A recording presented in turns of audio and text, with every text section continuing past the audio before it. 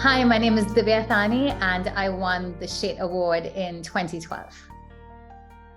My name is Catherine Linduff, and I won the Sheth Award in 2012. My name is Takenya Ntaya, and I won the Sheth Award in 2013. My name is Kathleen Musante. I won the Sheth Award in 2013. I'm Asha Williams, and I won the Sheth Award in 2015. My name is Minking Chu. I work at the Swanson School of Engineering at Pitt, and I won the Sheth Award in 2015. My name is Willie Santos, and I won the Sheth Award in 2016. I'm John Mahoney. I received the Sheth Award in 2016.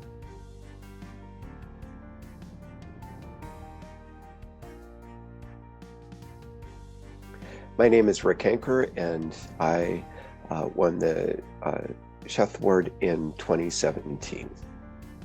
My name is Tushar Singh. I won the Sheth Award in 2018.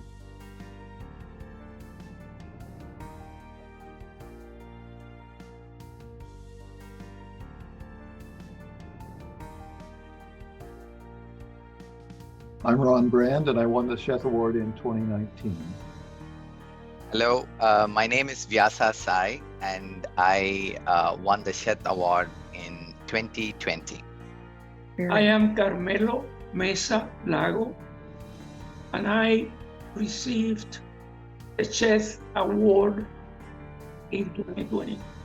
My name is Diego Chavez Geneco, and I won the Sheth Award in 2020. My name is Ehsan Ayub Qazi, and I won the Sheth Award in 2021. Hello, my name is Audrey Morrell. I'm a faculty member in the School of Business, and I received the Sheth Award in 2021. My name is Dr. Fatima Waziri-Azi. I won the Sheth Achievement Award in 2022. Hello, I'm Nicole Constable, and I'm the 2022 Sheth Awardee. Thank you.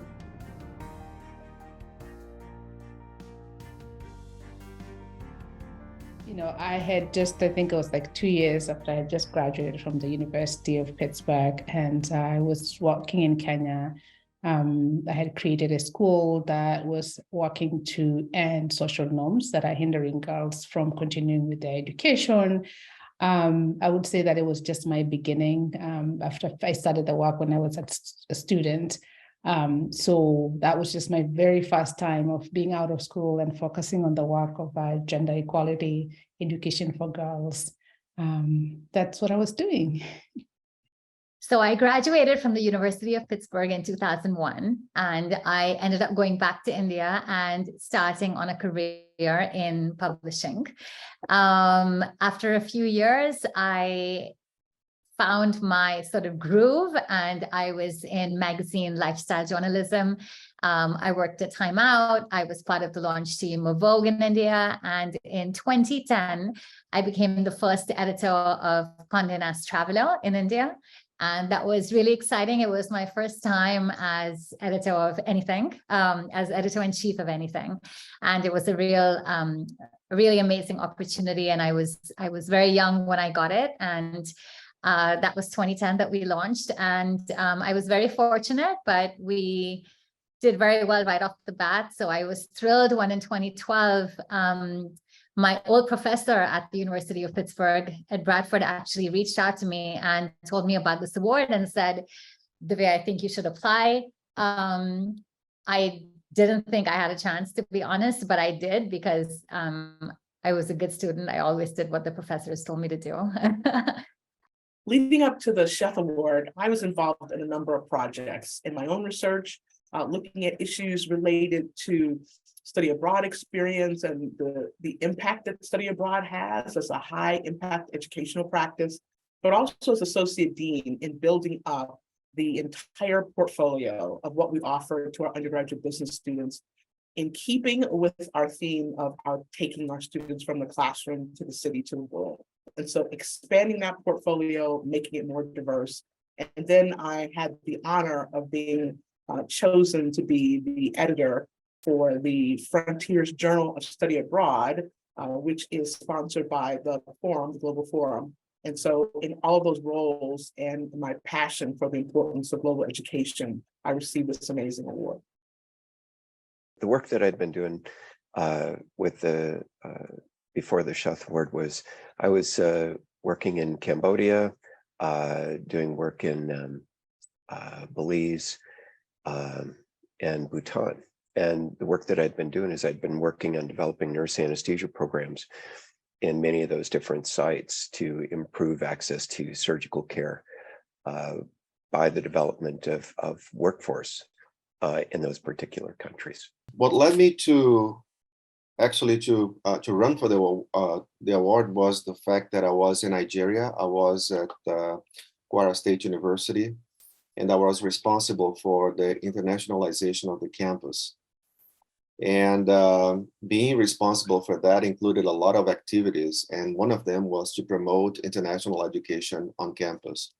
So I was in charge of bringing people from other countries for conferences, for lectures, and also to send students and staff as well for conferences, seminars, courses,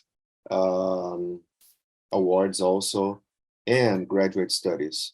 So this is the reason why I was eligible to run for the award. I was trained as a medical anthropologist and a nutritional anthropologist as a graduate student. But most of my work over my research career was focused on incorporating local concerns, understandings, and meanings into international and global food security and food policy. And I spent a lot of time during my research. I sometimes joke and say that I spent most of the time in my research in kitchens, sitting in kitchens, speaking with women, speaking with men about food and food security, and then translating those local understandings into the kinds of issues that agricultural researchers, nutritionists, health professionals, and food policy makers needed to know from my point of view in order to have responsive and appropriate and effective food security interventions. So that's most of what I did. And I often joke and say everything I know I learned in kitchens, from my grandmother's kitchen to the kitchens of the women that I spent hours and days and years with over time. Leading up to the Sheth Award, I was the Associate Dean for Medical Education at the School of Medicine. I created the Passport to Care program, which provides resources and organization to help students acquire language skills and cultural background to prepare them for special curricular experiences and everyday professional practice with diverse populations. One of my major projects was the successful opening of a new US-style medical school in Kazakhstan. I had the rare opportunity to create a school from scratch, tailoring the program to meet the unique educational needs and clinical circumstances that led to the desire to create the school. We set the stage to create a new generations of physicians who will be the change agents for transformation of healthcare in Kazakhstan, growing their capacity for improving the health of the population and the skills of their physicians and nurses. It was personally very satisfying to help colleagues open a new and novel medical school. Beyond this, I found great satisfaction in knowing that what we did is nothing less than the first major and meaningful step toward changing the entire healthcare system in Kazakhstan. With better education will come modern and more effective practices and improved public health services.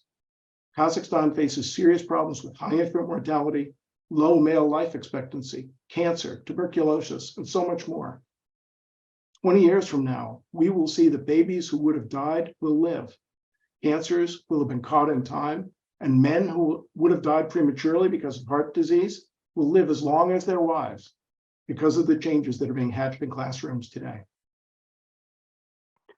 So in 2018, I was the country director for US CDC posted in Sierra Leone. So I was the country director for our CDC in the US working in Sierra Leone. So, Sierra Leone, Liberia, and Guinea in West Africa had the largest Ebola outbreak in 2013, 2014, 2015, and 2016. So the health systems in those countries were devastated. they were already quite limited and challenged due to a lot of other issues, including a long civil war in those countries. After Ebola, a lot of the health workforce actually died due to Ebola, and the health systems and economy collapsed. So CDC's goal was to actually support Sierra Leone in ensuring they can strengthen their health systems and their health workforce. So our main focus was on health security and making sure that these countries, including Sierra Leone, are able to strengthen those systems to be able to identify very rapidly any of these infectious disease threats, and to be able to respond to those emergencies and prevent them going forward. So our main focus was in these two areas of health system strengthening and capacity development of the public health workforce. Yeah, the work I was doing is really the work I've done here throughout my time, and that's director of the Center for International Legal Education. That involves working with the JD students and promoting international programs. It involves directing our LLM program for foreign students, and it involves directing our SJD program, but it also involves our outreach programs. We've done a lot of work in outreach, originally with the State Department. We had grants to do partnerships with law schools in Ukraine, Serbia, Kosovo, and developed programs to help them develop their curriculum and improve the teaching at the law schools. More recently, we've done that through the U.S. Commerce Department with schools in the Middle East and North Africa. The work I was doing prior to 2012 is the work that I've done my entire professional career. I look at, most especially, I'm a visual thinker. I look at the way in which people express themselves visually. And in my case, in the ancient world, that information comes from, oftentimes from burial and from looking at how people present themselves, even at that most difficult time for the family. Of course, they themselves are the deceased, but presenting themselves to the world is something that we all do. We do it at all times and in all places. And this is something quite transferable as we look at the world around us. And reading that kind of signaling has been important to me, and how it suggests both its culture base, its historical base, its contemporary base, and what it means to build yourself and develop into at least some ideal form that you think you ought to be, and then somehow you're meant to achieve that goal.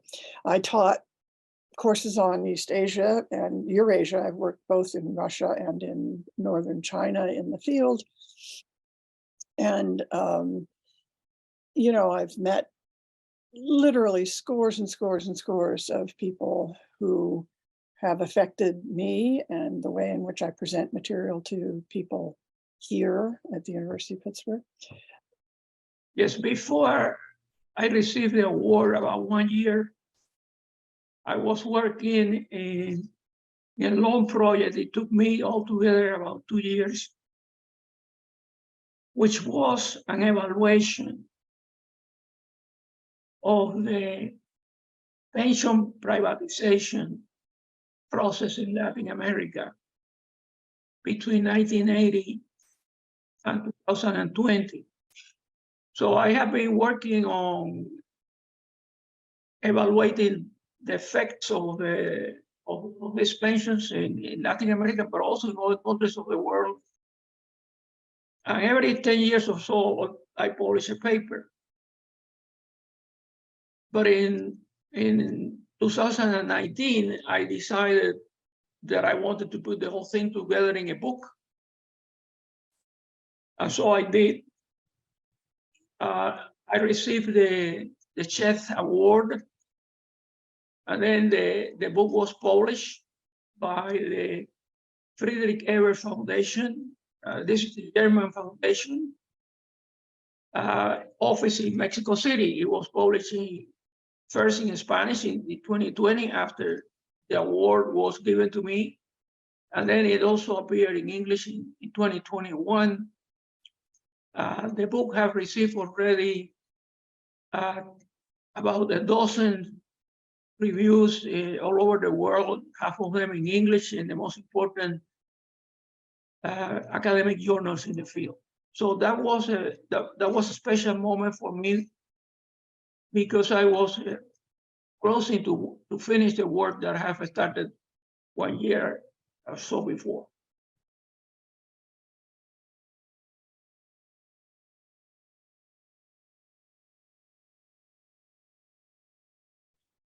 So my experience at Pitt was life-changing in various ways. I think firstly, I was very lucky to meet and interact and learn from people with such diverse backgrounds, people who were passionate about what they did. And I think it's a lifetime experience to learn from such people. So I think I personally feel that I was very enriched by interacting with my supervisors, with my colleagues, and from such diverse backgrounds, people who were so motivated to make a difference in their lives. So that was one. The other was that I learned the value of being rigorous in research, and by learning from the experiences of my supervisors and mentors, I realized how important is it for researchers to be really rigorous in what they do, because the evidence that we bring about can touch people in manifest ways, and so it's really important to be mindful of the impacts of the work that you do, as well as the rigor with which you solve problems. Both professionally and personally, it has been an amazing and an unforgettable experience studying at the University of Pittsburgh. During those 5 years, University of Pittsburgh prepared me with much more than just the advancement of knowledge in my field. In addition to access to the world-class facilities, a great community, and gaining knowledge and research life skills from my advisor, professors, mentors, colleagues, fellow researchers, and friends, I was also exposed to having the experience of interacting with global communities and getting to know different cultures at Pitt that helped me develop a global mindset. I have been inspired by many success stories from alumni. I also learned to share, to give, and participate in volunteer projects, and to try to create an impact on people's lives in some shape or form. As part of my volunteer contributions, I continue to be part of the advisory board committee in institutions for engineers in India that mainly focus on either promoting engineering research activities or technical education for the development of students for a better future. One of the lessons that we have learned is that there are no barriers. Actually, one of the things that I love from the United States, from this country, is that people don't realize, but this is one of the few countries that you can be on the same room with people from all around the world at the same time. That doesn't happen in other countries. The diversity that we have in the United States is amazing. Academic centers like the University of Pittsburgh provide unique opportunities to this kind of collaborations, interchanges, ways to work together. The creation of Salud para Niños taught us that a lot of the times you don't need to create new things.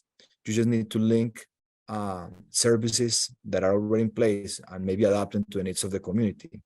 And with the programs that this University Center for International Studies does, the Center for Latin American Studies does, and the Sheth Award help us and empower us to build relationships with people all over around the world, and to think about in a global mind to address the needs not only of the people in our region, but hopefully the needs of people of all over around the world. The world is smaller with all the connection or the possibility of everybody get to more information, and the connectivity of the work getting better and quicker.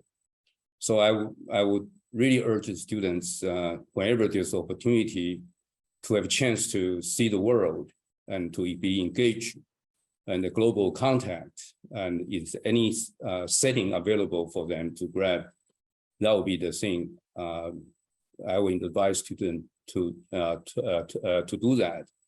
We have seen very good examples, both from the Pitt side, also on the Chinese side, and that's the interaction between different worlds, part of the worlds, that actually will promote the better world and also the better life of the human being.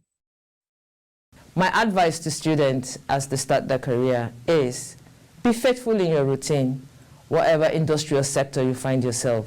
Be consistent, be dependable, and always be willing and ready to add value to your job. There's only so far intellectual capacity can take you. What you need more is emotional intelligence and your network. Build and sustain relationships. Always be prepared for when the opportunity comes, and stay prepared. Lastly, be a kind and decent human being. Coming out of Pitt, I think, and the career that I have now, which is a career that I've wanted, and I think I've ended up in the institution that I really wanted to work with. And I think if there are Pitt students that have their eye in particular fields and particular agencies, I would advise them to get very familiar with the type of skills these agencies prioritize in terms of hiring, what type of sector expertise they're looking for, and try to use your time at Pitt to deepen your knowledge and your experience on these sectors and the skills that the agencies and institutions that you really want to work with are looking for. And so if you're able to do that through internships, if you're able to do that through research, and trying to even get your work published in journals, etc., that will really help boost your career chances when you graduate. So that would be my advice. So I definitely think I've found the career I want to work in, and hopefully we'll be doing this until my retirement. And so, working in this field, I'm currently based in Jakarta, Indonesia. I've worked a lot in Latin America and the Caribbean, so I really see myself moving forward and contributing to development and social protection system strengthening in other regions of the world where it's most needed. So I really see my career moving forward and, being able to work in several different regions and to sort of contribute to the development challenges that different countries are facing.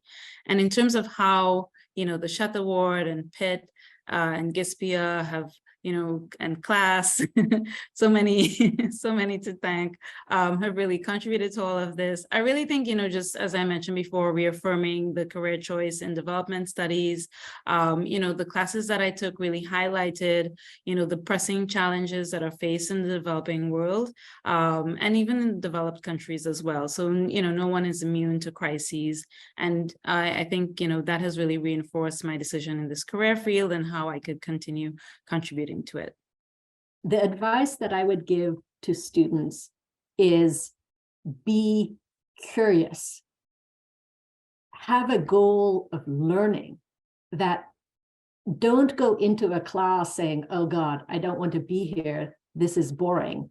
Are they going to get my attention and teach me something? But rather go in thinking every situation you're in offers something to learn. And it often isn't necessarily about the content of the course even, although it can be and hopefully it is, but it's often as much about the people who you're learning with, and the context in which you're learning. If you're curious about something in the class, ask it, and ask it to the professor and ask it to your classmates, because I think that's what creates sort of lively, wonderful experiences.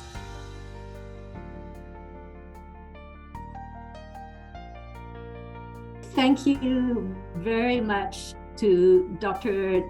Jagdish Sheth and Mrs. Madhu Sheth for their generous attention to internationalization and international education at the University of Pittsburgh. I'm deeply honored to have received this award. Dr. and Mrs. Sheth, thank you for this amazing initiative and platform.